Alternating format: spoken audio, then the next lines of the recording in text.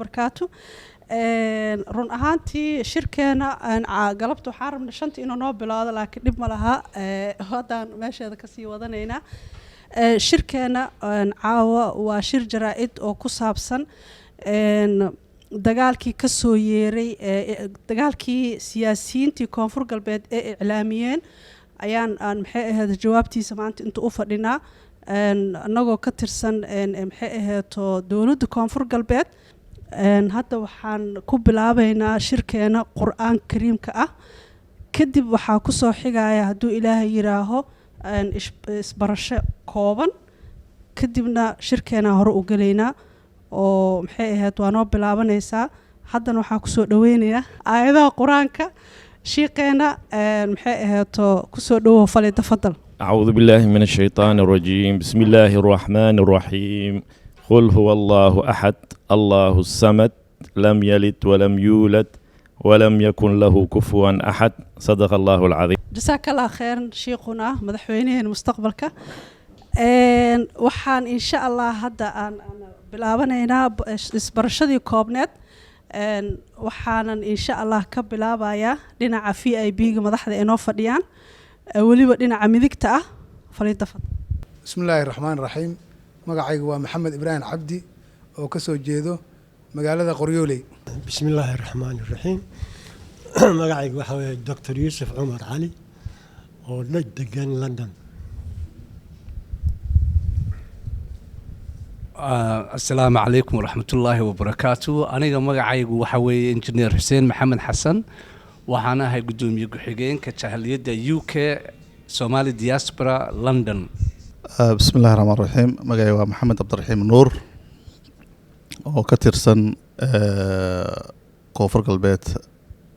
قولها شعب كوفر قلبيت السلام عليكم مقعيق وحليل هذا إنجيل صالح شيخ عثمان أنا قدومي حزبي عدالة مدني مدة. السلام عليكم ورحمة الله وبركاته. وعدين سلام دمان أنتم ماشي وضع فريدة. مقعيق وحالة ده سارة محمد علي وحنكم إذا جالية الصومالية دق لندن قبل أهان نكسو جدة كونفر قلبيت قار أهان قبل شبيلها هوسة. بسم الله الرحمن الرحيم مقعيق وعثمان محمود أو كسو جدة قبل شبيلها هوسة قار أهان مركة أهنا تايتل أهان مدحوينا مستقبل إن شاء الله. السلام عليكم ورحمة الله وبركاته مقعي محمد شريف هاشم وحن كسو جيدا شوالها هوسة مقالة مركة السلام عليكم دمان مدنون مروين مقعي أمين عبد الرحمن آنس وحن كسو جيدا مقالة مركة عاصمة قولك شوالها هوسة دقنا لندن UK بسم الله مقعي نبضون محمود شوبل محمد وحن كسو جيدا كونفور قلبيت gaar ahaan shabeellaha hoose deegaanka jasiira waxaana ka mid ahay jaaliyadda UK waxaan ahay nabadoonka beesheeda ee UK maasha allah caawa waxaa halkan isugu yimid wasiiro maxay ahayd dowladda koonfur galbeed iyo waliba federaalka soo ahaa jiray maanta maasha allah aadan oo farxadeena lama soo koobi karo imaashadooda iyo maxay ahayd shirka ay nagala qayb qaateen haddana hadduu ilaahay yiraaho mas-uuliyiinta sare iyo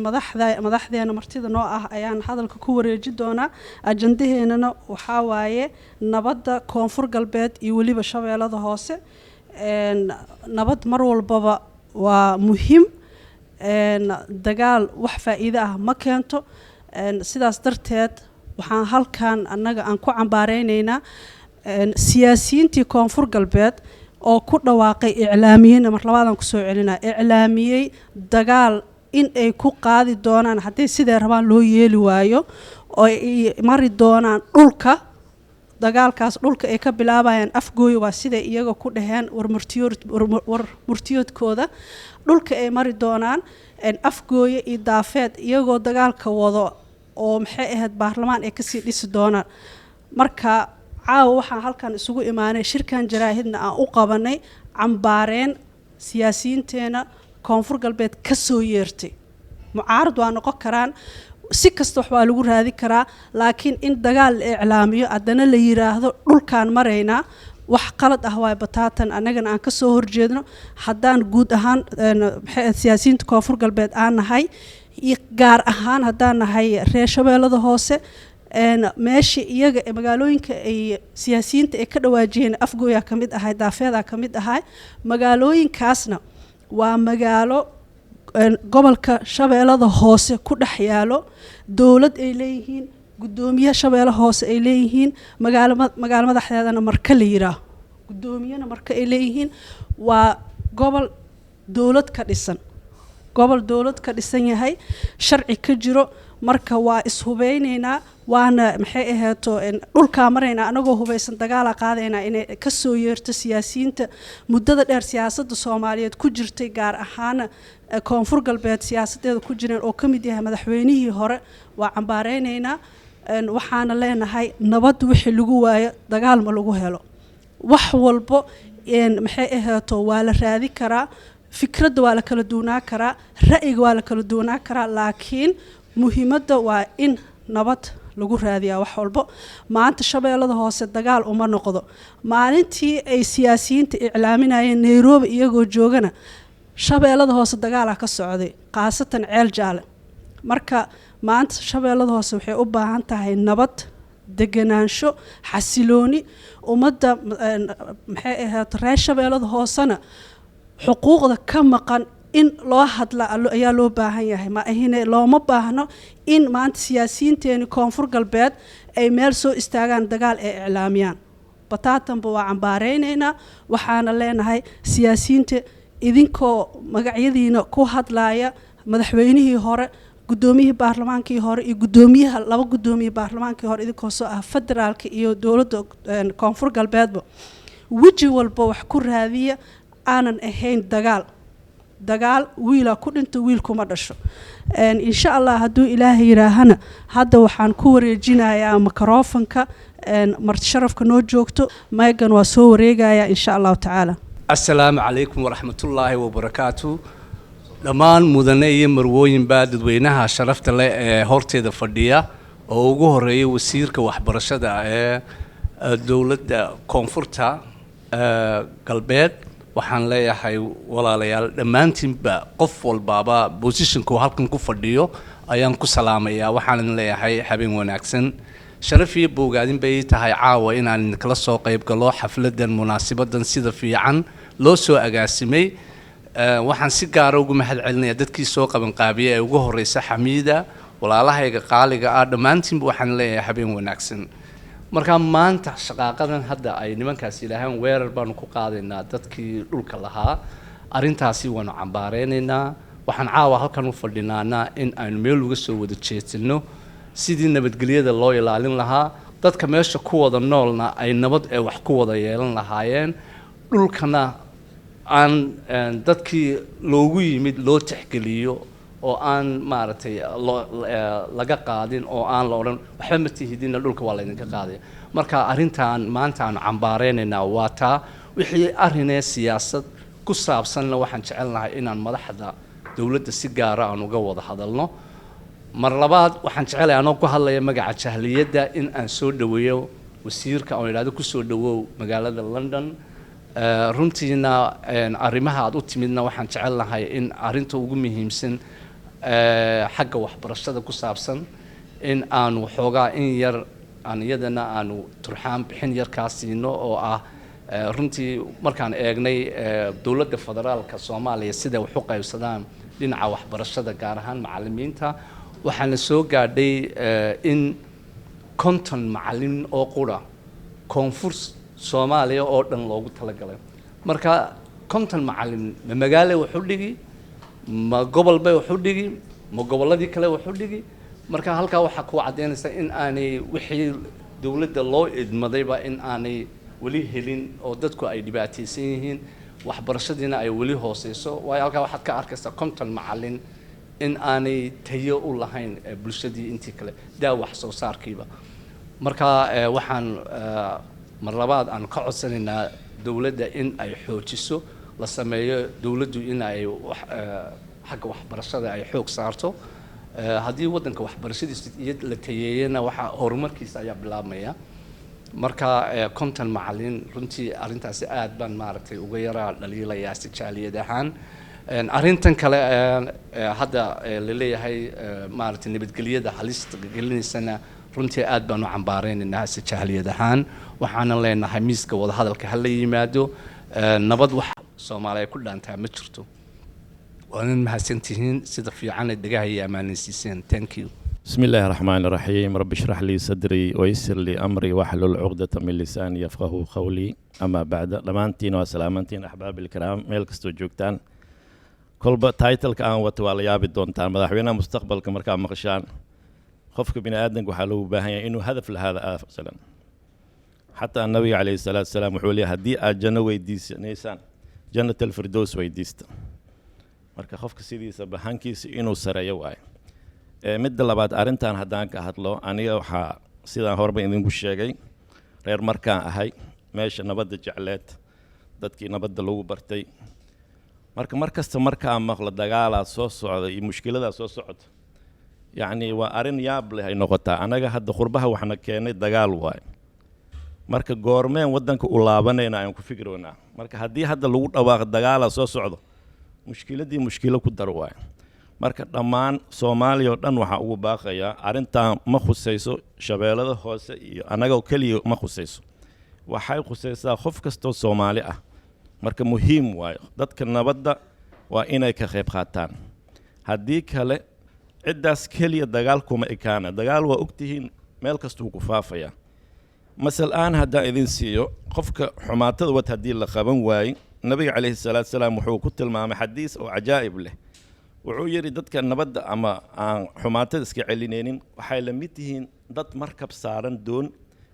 oo markasta kuwa kor biyaha wax ka doonanayo hoos kuwii kor waxay yani kuwa hoos waxay dhaheen anaga markasta biyaha markaan kor u koreyno haddaa iska daano oo meesha aan ka bujin bal ka warma godka aan sameeyno marka wuxuu yiri haddii ku kor ay ka celinin doonta ayagoo dhan isla halaagmaysaa marka haddii Soomaaliya ay ku dadaalin nabadda arinta meeshan kaliya kuma eka cid kasta oo Soomaaliya khusaysa marka insha Allah taala anagana waxaan rajaynaynaa insha Allah nabadda diyaana u nahay ilaa wadankeena muddaanka maqanahay waa ogtiin qurbaha dhibaatooyinka uu leeyahay ciyaalkii mushkiladii meel kasta waa saameynaysaa marka insha Allah taala hawshaasna kolba ana isugi doonta haddii Ilaahay garaal noqdo idinkana waxaa idinka codsana inaad garab igu siisaan qof kaliya wax ma qaban karo insha Allah haddana sida soo socda Soomaaliya waxaa lagu dhawaaqay one man one vote kolba sawiradeeda iyo TV waa iga arki doontaan caawan aad oo maasantiin insha Allah dhamaantiin salaamu calaykum السلام عليكم ورحمة الله وبركاته آدي آد باندين سلامية قف كستبه مكان كيسي مكان كيسي من منصب كيسان كو سلامية وحن سو دوينيا وسير كيجا كل وين سو دوينيا وحن هل كان أنمي إن أنو ماركتي باق كدرنو دقالك اللي علامية دقالكو واسدو وشيء مدحوينو دقالكو كما سقنانية هالكاكلية لكن قف كستبه وطابنايا وحن ليري قالي إسلام با nabaddu waa gogol nasteexaad nabadda cid kastaba gogol nasteexaad bay u tahay nabaddu waa waxa lagu hurdo ee lagu seexdo ee lagu gamo ee caruuraha iyo iskuulada loogu geysto dadkuna Soomaalidu waxay tiraahdaa ninka maaragtay dhilada soo arkiya ka looga sheekeeyaa isku si uga ma dhiidhiyaan anigu dagaalku wuu itaabtaa because waxaan hay dadkii dagaalka u saameeyay waxbarashadooda ka saameeyay 30 sano ka bacdi ayaan soo kabsan la'ahay oo wali buugi qalin sitaayo aan ordayaan isleeyahay bal maalinun bal hadda halkii aad rabtay gaad marka nabadda waanu cambaaraynaynaa dadka nabadda ka soo horjeeda iyo dadka u ololeynaya dagaal ha la dhigo. waxaan leeyahay dadku has bartaan sidii ay maalin dagaalka u joojin lahaayeen usoo afjari lahaayeen. waxaa jirtay tixyaro aan tiriyoon lahaa dadka maaragtay ka tagaa buugga xun iyo maaragtay historyga xun ayaan waxaan lahaa ha ka tegin taariikh la tabiyo abidkee tirmayno buug kuugu taalo weligaa ku daba taal. marka qofka dagaalka sameeya weligii way daba ulaysaa, isaga iska daaya caruurtiisa ayay ku dhacaysaa cuqubada uu ka geysto dadka. marka aad rabsho abaabul tahay ee dagaal ooga tahay, dagaal ooga gurigiisunbay kusoo noqdaa. gobolka maxay ahayd toole koonfur galbeed waa gobolka Soomaaliya oo dhan ugu qanisan, waa gobolka laga quudiyo Soomaaliya inteeda badan, waa gobol qaniya, waa gobol webiye leh, waa gobol beera leh, waa gobol caana, waa gobol nabadda jecel, waa gobol dad wanaagsan oo aad u dhaqan wanaagsan ay ka soo jeedaan. in dagaal maanta lagu kiciyo oo la barakiciyo xaq uma laha, annaguna kama raalinihin. waxaanu leenahay dagaalka si kastaba ha ahaatee ha la joojiyo. haddaan maanta dagaalka la joojinin nabaddu waxay gelaysaa sariiqan hadhow laga soo saari karin. marka ninowna ha ku anafoon dagaalamaya, ninowna ha ku anafoonin maanta waxbaan samayn karaa awood baan leeyahay, berrito awood ma yeelanaysid oo adun bay kugu soo noqonaysaa. وبالله توفيق. السلام عليكم ورحمة الله وبركاته. وإذن سلامي دمان أنت ماشي عاوة مرتشرف كأسوق تميت وود سلامتي هين especially وزيرك إن نكسر دويننا welcome لندن بان كلنا هاي من ذكرنا حان هل كان سلام وقدر يا أمد الصوماليين ملك استوى جوكتو جارهان رير كونفر قلبيت أيان سلام يا دمان ملك استوى جوجان عاوة هل كانوا حان سوقني من إن كهذلنه وأن أجوب باقنه وأن باق أدرنه dhammaan siyaasiyiinta iyo mas'uuliyiinta reer koonfur galbeed oo aan leenahay aan ugu baaqayno in nabadda laga taliyo. waxaan nabad lagu herin dagaal lagu ma helayo. waxaan leenahay waxaan idinkugu baaqaynaa si kastaba ama garab kasto mas'uuliin ama dhinac kasto ka soco oo siyaasadda ah, wax walba waxay ku fiican yihiin in la isku wada yimaado wada hadal miis la soo wada fariisto. dagaal haddii wax lagu heli lahaa 30 sano aan dagaalamaynayo wadankeena waxa gadaal u dhigay. waa inaan fikradahaas dagaalka iyo xooga aan ka gudubnaa oo aan hadeertan lagu fikiraa sidii nabad in la isugu yimaado sida ummadaha kale in meel la wada fariisto, miis la wada fariisto, la wada hadlo. dhib kasto siyaasiyiin fikrad baa lagu kala duwanaan karaa ama mucaarad ah ama muxaafid ah waxa doontabo, laakiin mar kasta waa in laga taliyaa nabadda. wax kasto la rabo in la xaliyo waxa lagu xalin karaa nabad. ummadan reer koonfur galbeed waa dad nabad jecel, waa dad aad u dulqaad badan. saa ay tahay intaas oo baa dhibaatooyin ay ku soo jireen. dhibaatadii haddana way jirtaa, abaaraha jiro, dagaalada wadanka ka socda, hadda culays jiro, culays kale in loogu daro waxaan u maleynayaa dadka rayidka ah uma dulqaadan karaan. waxaan leeyahay mas'uuliyiinta siyaasiyiinta waa in loo naxaa oo loo dadkan masaakiinta ah oo rayidka ah waa in laga fikiraa qof walba siyaasadda iyo danta gaarka ah inuu ka hormariyo ummadaas dhibaataysan dantooda inuu ka wada maaragtay mas'uul laga wada noqdo oo laga hormariyo dan kastoo gaar ah midda ummadda oo rayidka ah in la hormariyo. haddaadan dagaalkii ummadii aad hoggaanka u haysay oo adigu matalaysay haddaad dagaal iyo rabsho ka ogeyso maxaad tahay siyaasi noocee ayaa tahay? siyaasaddu waxay ku fiican tahay nabad iyo wada hadal. waxaan ugu baaqaynaa dhammaan mas'uuliyiinta siyaasiyiinta reer koonfur galbeed in laga wada taliyo oo loogu baaqo nabad, la wada hadlo, wax kastana kursiga lagu xaliyo. taas aan ugu fikrad ahaan taasaan qabnaa haddaan nahay jaaliyadda ka soo jeeda koonfur galbeed. baaqas ayaan diraynaa. waan idin wada salaamay dhammaan. السلام عليكم ورحمة الله وبركاته. السلام عليكم ورحمة الله وبركاته. بعد السلام marka ugu horeysa waxaan u mahadcelinayaa walaalihii arrintan aan caawo u fadhino lahaa qabanqaabadeeda iyo isku dubridkeeda. waad ku mahadsantihiin ayaan leeyahay. waxaan isugu nimid waxa waaye qadiyadda gobolka Shabeellaha Hoose. haddii taariikh ahaan aan dib ugu noqdo waa gobol oo taariikh aada u qoto dheer leh taasoo oo ku saabsan dhinaca wax soo saarka hadday ahaan lahayd sidii horeba loogu dhawaajiyey gobollada ugu wax soo saarka badan dalka Soomaaliya ayay 1 iyo 2 ka tahay waxay kaloo ay ku horumartay xagga degmooyinka gobollada Soomaaliya waa gobolka ugu degmada badan midda saddexaad waxay ku sifowday ama lagu yaqaanaa ama taariikhda u galay in Shabeellaha Hoose ay tahay gobolka la dagaalanka gumeysiga hadday noqon lahayd bad iyo beriba waad ka warqabtiin gumeystii weerarka ugu horay oo Soomaaliya ku soo qaado wuxuu ahay gobolka Shabeellaha Hoose gaar ahaan degmooyinkiisa Baraawe iyo Marka cagtan waa soo dhigi waaye taasna waxay ku gashay la dagaalanka gumeysiga waana gumeysi diid marka markii la yiraahdo dagaal Shabeellaha Hoose waa yaqaanaa dagaal laakiin waqti xaadir dagaal diyaar uma aha waa dad dhibaatooyin badan soo maray inkastoo dalka Soomaaliya guud ahaan uu dhibaato soo maray haddana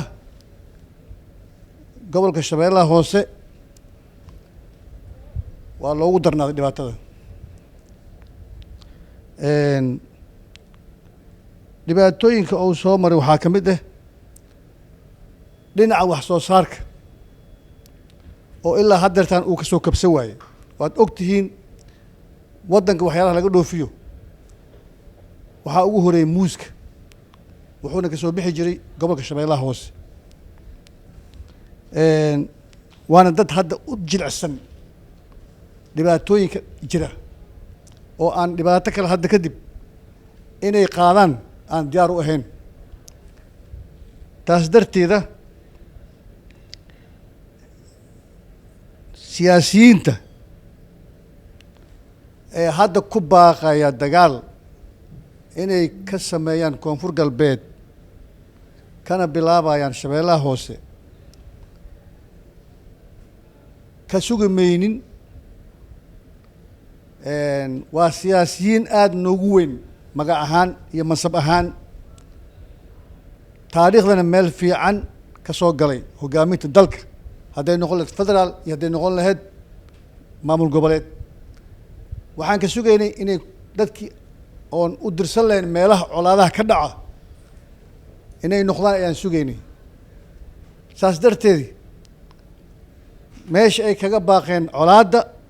annaga beddelkeedii waxaan leenahay nabad Shabeellaha Hoose dagaal diyaar uma aha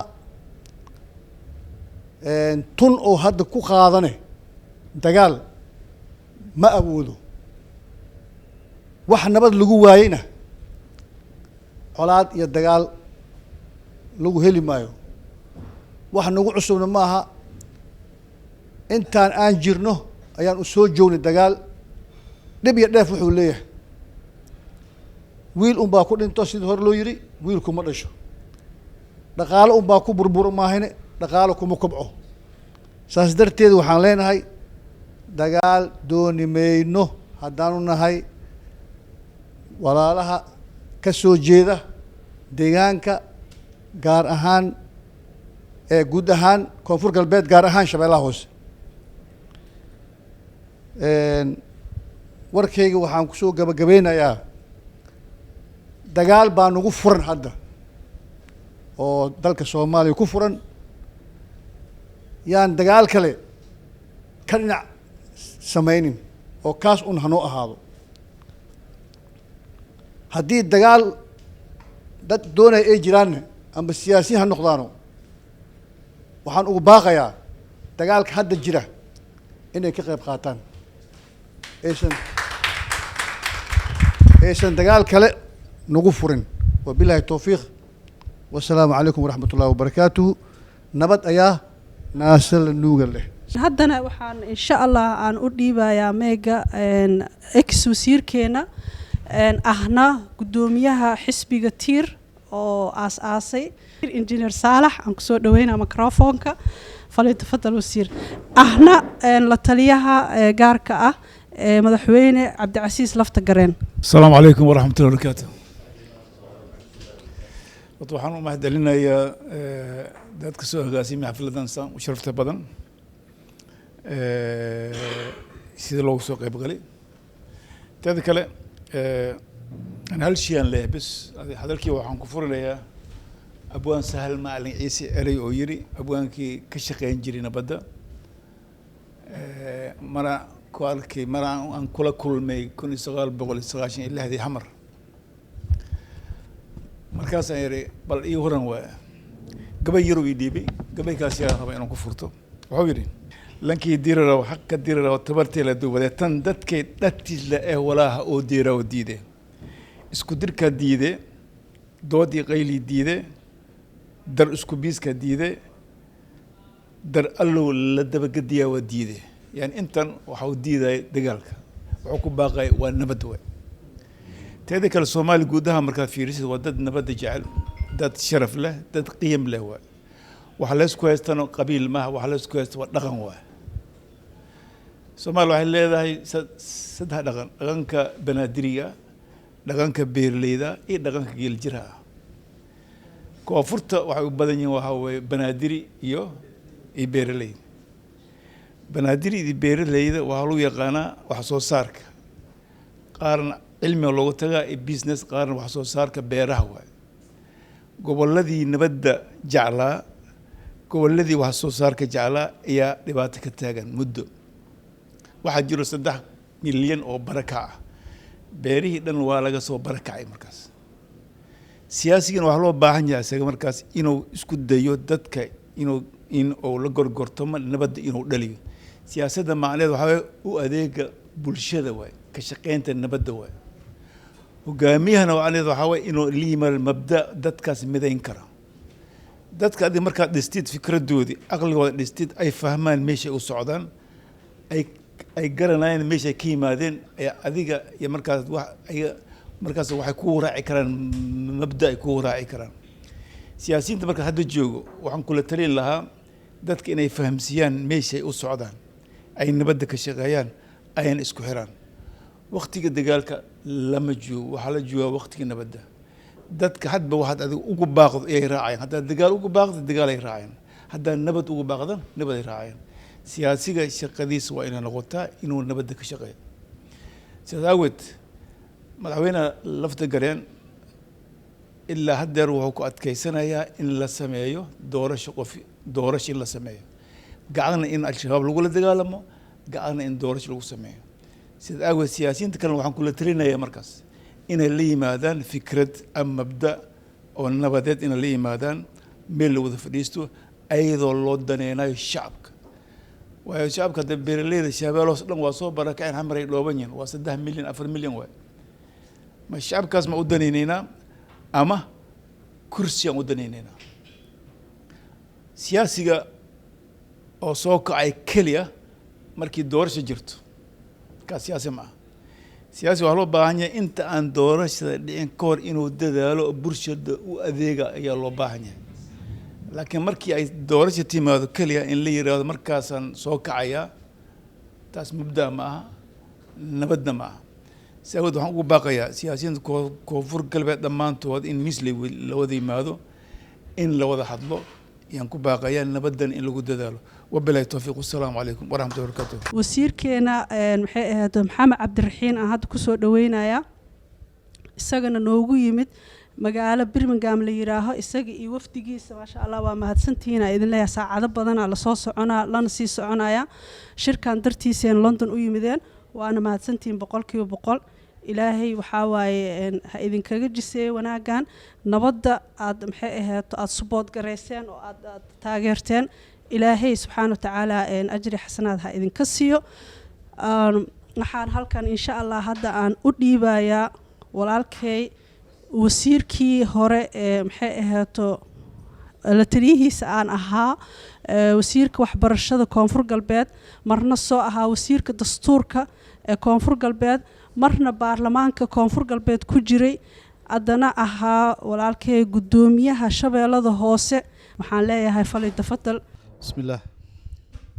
الحمد لله والصلاة والسلام على أشرف المرسلين أما بعد وهرين waxaan ka salaamaya dhammaan marti sharafta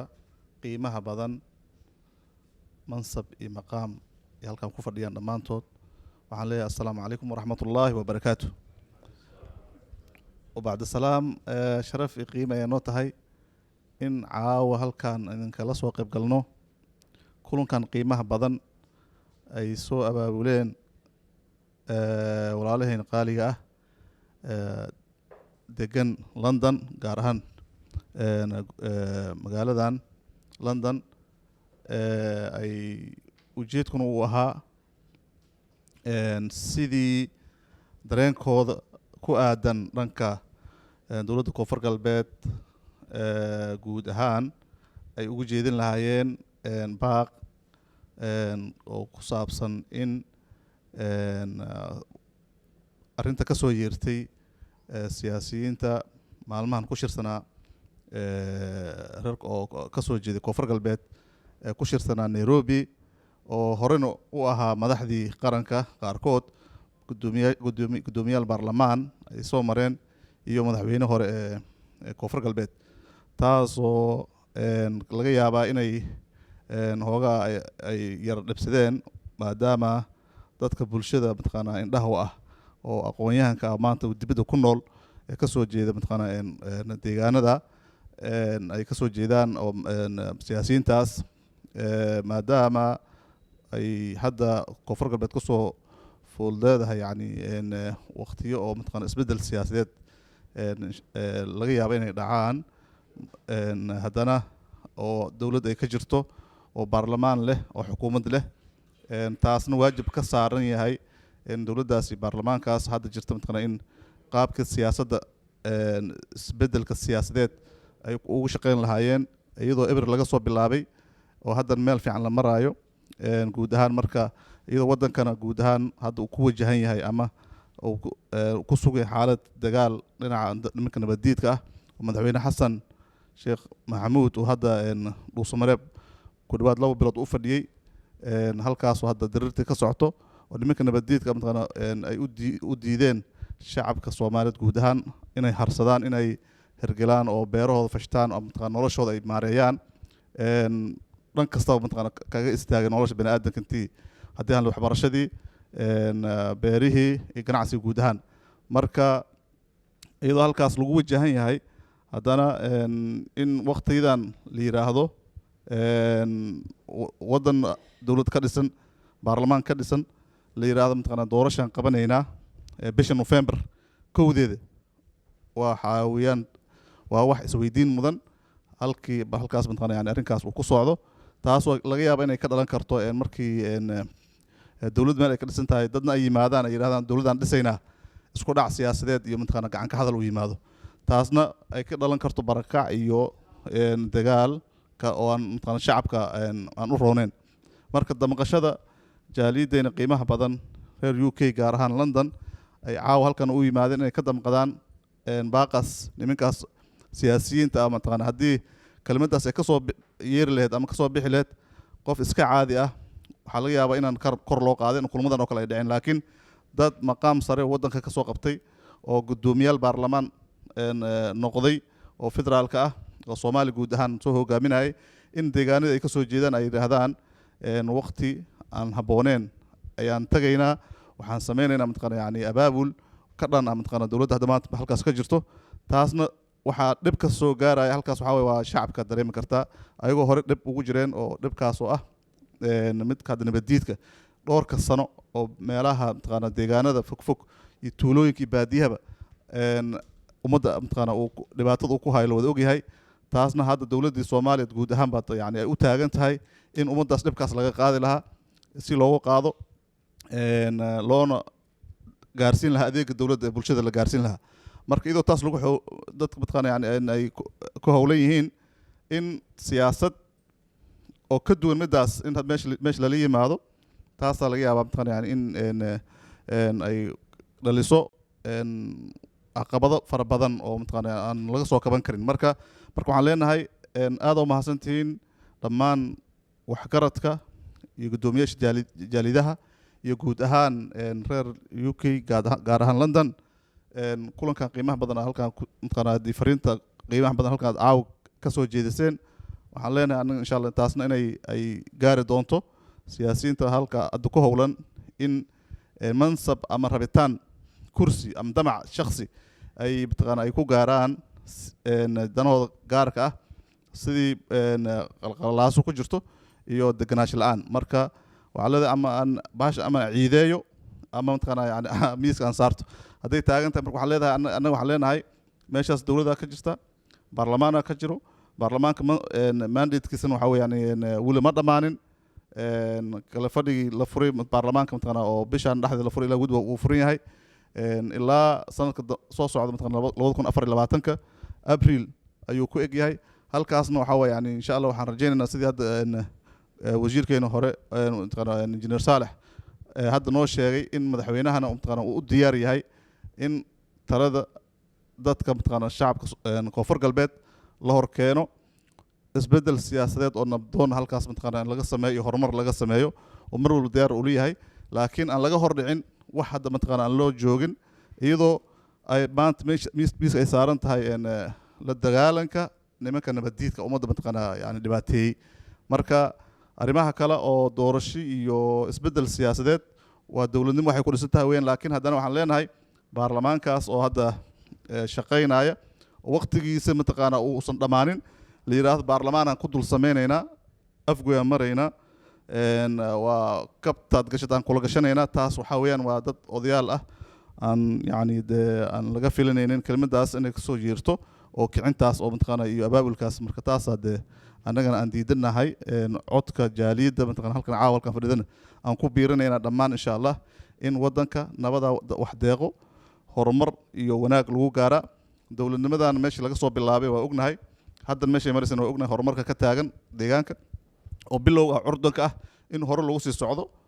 dadkana dhibka ugu weyn ee maanta haysto waa nabadiidka dadkaas nabadiidkaas ummadda lagu dulqaado oo horena mataqaana dowladnimadii adeegan la gaarsiiyo marka kelmadayna kule insha Allah waxaan leeyahay ugu dambeyn dhammaan marti sharafta indheergaradka rag iyo haweenba leh oo halka caawa ku kulansan kana dhiyey waxyaabaha dhalin karo gacan ka hadal keeni kara in laga waantoobo laga istaago horumarka iyo nabadana la taageero marka insha Allah taasaan anigana idinku bogaadinayaa waxaan idin leeyahay jazakumullahu khayr aad u mahadsantihiin sida mar walba mataqaan dadkiina iyo deegaanadiinba mataqaan ugu damqataan iyo saad u foojigantihiin mar walba mataqaan ula socotaan xaaladda siyaasadeed iyo guud ahaan dhan walba mid dhaqaaleba iyo horumarneed mataqaan ula socotaan shacabka ula socotaan halkaas ka sii wada idin leeyahay insha Allah aad u mahadsantihiin wassalaamu calaykum waraxmatullaahi wabarakaatuh